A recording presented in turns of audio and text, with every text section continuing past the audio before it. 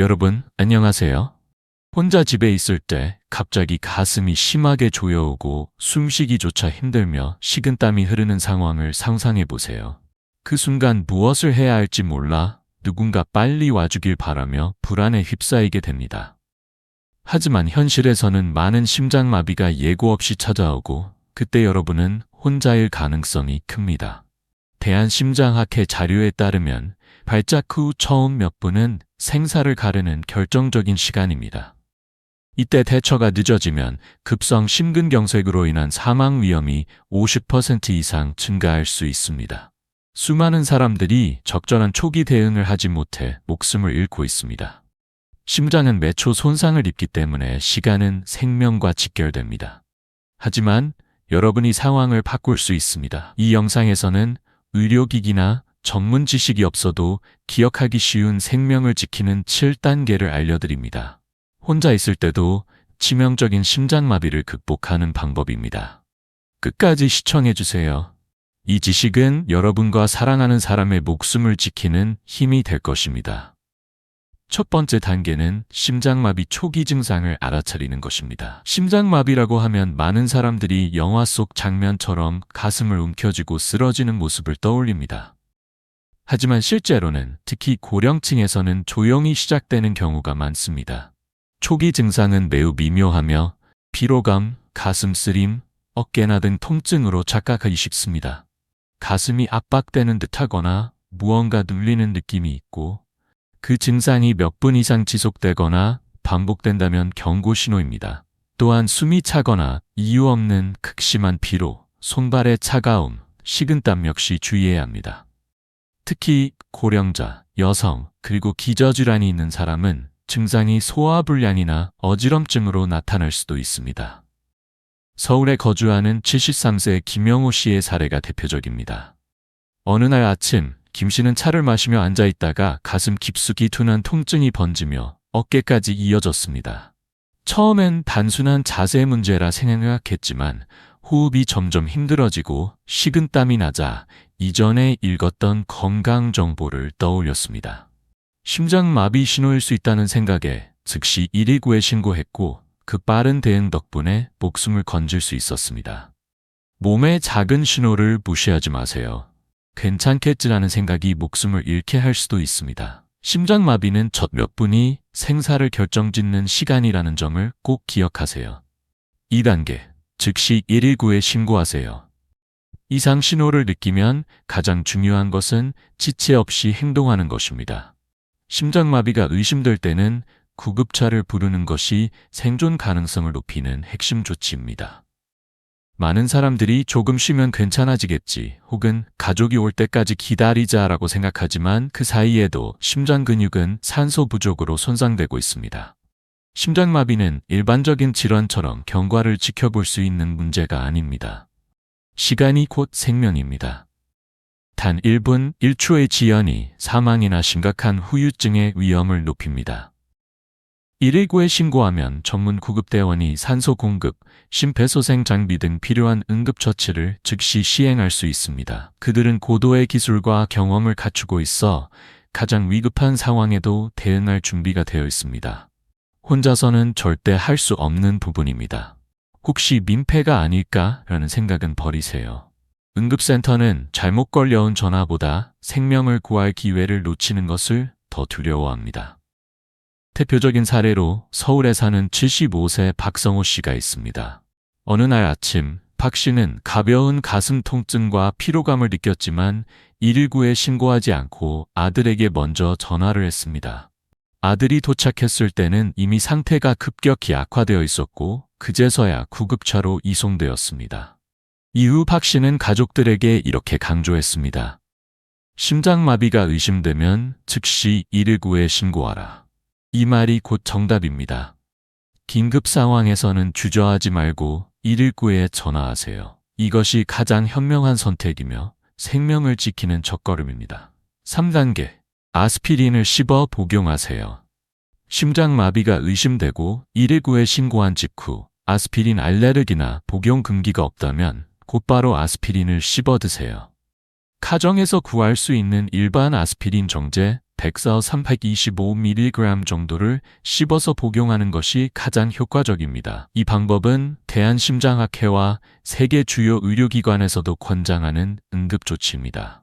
아스피린은 혈소판 응집을 억제해 혈액을 묽게 만들고 혈관 내부의 혈전 형성을 막아 동맥 배색을 예방합니다. 심장혈관이 막히면 산소 공급이 차단되어 심근세포가 빠르게 괴사하지만 아스피린을 초기에 복용하면 혈류 유지에 도움을 주어 심장 손상을 늦출 수 있습니다. 특히 발병 후 수분 이내에 복용해야 효과가 큽니다. 약물이 빠르게 혈액에 흡수되면서 응급구조대가 도착하기 전까지 소중한 시간을 벌어줄 수 있습니다. 아스피린은 반드시 씹어서 복용하세요. 심장마비가 의심될 때 아스피린을 그냥 삼키지 말고 꼭 씹어서 복용해야 합니다. 이렇게 하면 약물이 빠르게 흡수되어 효과가 즉시 나타납니다. 긴급 상황에서는 약간의 위 불편감보다 심장 손상이 훨씬 더 위험합니다. 단, 아스피린 알레르기나 혈액 응고 장애, 항응고제 복용 중인 경우에는 절대 임의로 복용하지 마세요. 서울에 거주하는 60세 김재훈 씨의 사례가 있습니다. 그는 아침 산책 후 가슴이 꽉 조이는 듯한 통증과 호흡곤란, 식은땀을 느꼈습니다.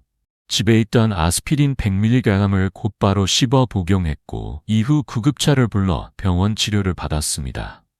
의료진은 아스피린 복용이 심장 손상을 줄여 생명을 구하는 데 결정적인 역할을 했다고 설명했습니다. 따라서 아스피린은 가정상비약으로 준비해두고 유효기간을 정기적으로 확인하세요. 한국에서는 보통 100mg 저용량 아스피린이 흔하지만 100와 325mg 범위라면 응급 상황에서 복용 가능합니다. 단, 기억하세요. 아스피린은 어디까지나 119 신고 이후에 하는 보조 조치입니다.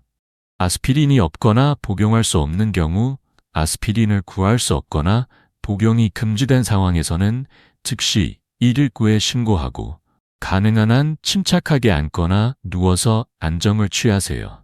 몸의 움직임을 최소화해 심장에 가해지는 부담을 줄이는 것이 중요합니다.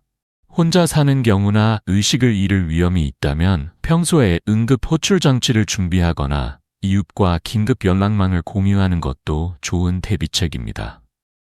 4단계, 구급대가 도착하기 전 반드시 문을 열어두세요. 구급대가 신속히 들어와 치료를 시작하려면 현관문을 미리 열어두는 것이 중요합니다. 문이 잠겨 있으면 구조대는 진입에 시간을 허비하게 되고 그 몇 분의 지연이 심각한 결과로 이어질 수 있습니다. 따라서 119에 신고한 뒤 체력이 허락한다면 문을 열어두거나 자동 잠금 장치를 해제하세요. 실제 사례로 부산에 사는 76세 이순자 씨는 심장마비 증상이 나타나자 119에 신고했지만 문을 열어두는 것을 잊었습니다. 구급대는 도착 후 여러 차례 문을 두드렸으나 응답이 없어 결국 문을 강제로 열고 들어갔고 그때는 이미 상태가 급격히 악화된 뒤였습니다. 의료진은 문이 열려 있었다면 35분 더 빨리 치료를 시작할 수 있었고 이는 생사를 가를 만큼 큰 차이라고 말했습니다. 스마트 도어락을 설치하면 외부에서도 문을 열 수 있어 긴급 상황에 유용합니다. 또한 출입문 주변을 깔끔하게 유지하고 주소가 명확히 표시되어 있는지 확인하세요. 구급대가 헤매지 않고 도착할 수 있도록 하는 것도 매우 중요합니다. 이러한 준비는 긴급 상황에서 소중한 시간을 확보하고 생명을 지키는 핵심 요인이 됩니다. 5단계, 앉거나 옆으로 누워 심장 부담 줄이기. 119에 신고하고 아스피린을 복용했으며 문을 열어둘 준비까지 마쳤다면 다음으로 해야 할 일은 움직임을 멈추고 앉거나 옆으로 눕는 것입니다. 단순해 보이지만 이는 심장의 산소 요구량을 줄이고 부담을 최소화하는 핵심 조치입니다. 많은 사람들이 통증을 느끼면서도 남은 일을 마무리하려 하거나 도움을 청하러 움직이곤 하지만 이런 행동은 체력을 소모시키고 심장에 큰 무리를 줍니다. 가장 이상적인 자세는 등받이에 기대어 앉고 두 발을 바닥에 평평하게 둔 상태에서 팔을 편안히 내려놓는 것입니다. 어지럼증이나 호흡 곤란이 있다면 옆으로 누워 머리를 약간 높여 호흡이 원활하도록 하세요. 단, 호흡이 힘든 경우에는 정면으로 누워 있는 것은 피해야 합니다. 이 자세는 심장의 산소 소모를 줄이고 혈압을 안정시켜 심장의 리듬을 유지합니다. 또한 불규칙한 심장 박동이나 쇼크 같은 합병증을 예방할 수 있습니다. 이는 단순한 대기가 아니라 생명을 연장하는 적극적인 응급 대응입니다. 서울에 거주하는 79세 김하늘 씨의 사례가 좋은 예입니다. 그는 심장마비 증상이 나타났을 때 의사의 조언을 떠올리며 의자에 앉아 등을 기대고 깊게 호흡하며 움직이지 않았습니다. 구급대는 도착 후 그 침착한 행동 덕분에 심장이 안정되어 상태 악화를 막을 수 있었다고 밝혔습니다. 움직이지 않는 것은 약한 행동이 아니라 생명을 지키는 최선의 선택입니다. 심장이 쉬어야 할 때 억지로 움직이면 안 됩니다. 6단계. 스마트폰을 생명도구로 활용하기. 혼자 있을 때 심장마비가 발생하면 스마트폰은 단순한 통신 도구가 아니라 목숨을 구하는 핵심 도구가 됩니다. 올바르게 사용하면 체력을 아끼고 침착함을 유지하며 필요한 지원을 빠르게 받을 수 있습니다. 119에 신고한 후에는 스피커폰 기능을 활성화하세요. 이렇게 하면 손을 자유롭게 두고 심장에 불필요한 부담을 줄이면서 심호흡에 집중할 수 있습니다. 또한 스마트폰에 메디컬 아이디 기능을 미리 설정해 두세요. 이 기능을 통해 혈액형, 알레르기 정보, 복용 중인 약, 긴급 연락처 등 중요한 건강 정보를 저장할 수 있습니다. 더 중요한 점은 휴대폰이 잠겨 있어도 메디컬 아이디는 구조대가 확인 가능하다는 사실입니다. 갑자기 의식을 잃어도 구급대는 즉시 필요한 정보를 확인할 수 있어 신속한 처치가 가능합니다. 이 간단한 준비가 응급 상황에서 생명을 지키는 결정적 차이를 만듭니다. 스마트폰은 생명을 지키는 목소리입니다. 실제로 79세 여성은 스마트폰에 등록된 메디컬 아이디 덕분에 목숨을 건졌습니다. 구급대는 현장에서 이 정보를 확인하고 그녀가 당뇨 환자이며 특정 약물 알레르기가 있다는 사실을 즉시 파악했습니다. 이 덕분에 응급치료가 지체 없이 진행될 수 있었죠. 메디컬 아이디 설정은 매우 간단합니다. 아이폰은 헬스케어 앱에서, 안드로이드는 설정 메뉴나 전용 앱을 통해 몇 분이면 등록할 수 있습니다. 혈액형, 알레르기, 복용 약물, 긴급 연락처를 반드시 입력하세요. 필요하면 가족의 도움을 받아 오늘 바로 설정하세요. 위급 상황에서는 당신의 목소리가 스마트폰을 통해 이어집니다. 7단계. 호흡을 컨트롤하고 공포를 다스리세요. 심장마비가 오면 누구나 공포와 불안에 휩싸입니다. 가슴이 불규칙하게 뛰고 숨이 거칠어지고 어지럼증이 찾아옵니다. 그러나 이 순간 당신의 호흡은 생명을 지키는 가장 강력한 무기가 됩니다. 호흡을 조절한다고 심장 손상을 완전히 막을 수는 없습니다. 하지만 심박수를 안정시키고 혈압을 낮추며 심장에 가해지는 부담을 줄이는 효과가 있습니다. 반대로 패닉에 빠지면 몸은 투쟁, 도피 반응을 일으키며 심박수와 혈압이 급격히 올라가고 호흡이 가빠져 심장에 더 큰 압박을 가합니다. 그 결과 부정맥이나 심정지까지 초래할 수 있습니다. 해결법은 간단합니다. 다음 호흡법을 기억하세요. 코로 4초 동안 천천히 들이마십니다. 2초간 숨을 멈춥니다. 입으로 6초 동안 길게 내쉽니다. 이 패턴을 반복하며 호흡의 리듬에 집중하세요. 이 간단한 행동만으로도 불안이 줄어들고 심장에 대한 압박이 완화됩니다. 실제 사례로 83세 김도연 씨는 심장마비 전조 증상을 느끼고 큰 공포에 휩싸였습니다. 그러나 평소 의사에게 들은 조언을 떠올리고 천천히 숨 쉬자는 말을 마음속으로 되뇌며 호흡을 조절했습니다. 구급대가 도착했을 때 그는 안정된 상태를 유지하고 있었고 그 차분함이 상태 악화를 막는 데 큰 도움이 되었습니다. 호흡법은 단순하지만 강력합니다. 지금부터 연습해두세요. 위급 상황에서 이 호흡법은 생명을 지키는 닻이 될 것입니다. 마지막으로 심장마비를 극복하는 것은 단순한 운이 아니라 철저한 준비와 침착함의 이야기입니다. 오늘 소개한 7가지 단계는 이론이 아니라 실제로 생명을 구한 경험을 바탕으로 만든 방법입니다. 특히 1인 가구 고령자에게는 반드시 알아야 할 지식입니다. 심장마비는 예고 없이 찾아옵니다. 하지만 우리는 패닉을 피할 준비를 할 수 있습니다. 초기 증상을 인지하세요. 119에 즉시 신고하세요. 아스피린을 준비해 두세요. 깊고 천천히 호흡하는 방법을 익히세요. 스마트폰에 의료 정보를 등록해 두세요. 혼자 있을 때의 최악의 상황에도 대비하세요. 응급 상황에서 당신의 행동이 생사를 가릅니다. 이 단계를 기억하고 자신과 사랑하는 사람을 위해 반드시 실천하세요.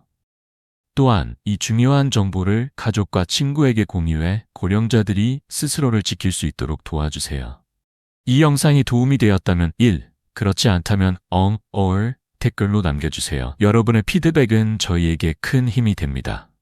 마지막으로 여러분의 건강과 안전을 진심으로 기원합니다. 소중한 시간을 내어 이 영상을 시청해 주셔서 감사합니다.